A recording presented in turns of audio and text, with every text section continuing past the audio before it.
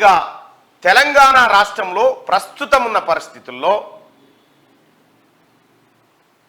ప్రజాప్రభుత్వం కొలువు తీరి నిన్న 15,000 మంది అభ్యర్థులకు ఉద్యోగ నియామకాల అంశాన్ని నియామక పత్రాలు అందజేసింది. అయితే జీవో 46 గురించి నిన్న గౌరవ ముఖ్యమంత్రి గారితో నేనే మాట్లాడడం జరిగింది. స్వయంగా అసెంబ్లీకి పోయి ముఖ్యమంత్రి గారితో మాట్లాడడం జరిగింది.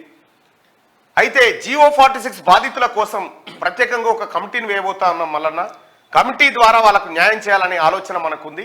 ఖచ్చితంగా వాళ్ళని ఎవరిని కూడా ఇబ్బంది పడొద్దని చెప్పి ఆయన చెప్పడం జరిగింది. గౌరవ ముఖ్యమంత్రి గారు చాలా కన్సర్న్ గా ఉన్నారు.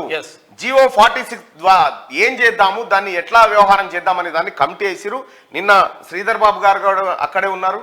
ఆ తర్వాత ముఖ్యమంత్రి గారితో మాట్లాడడం జరిగింది.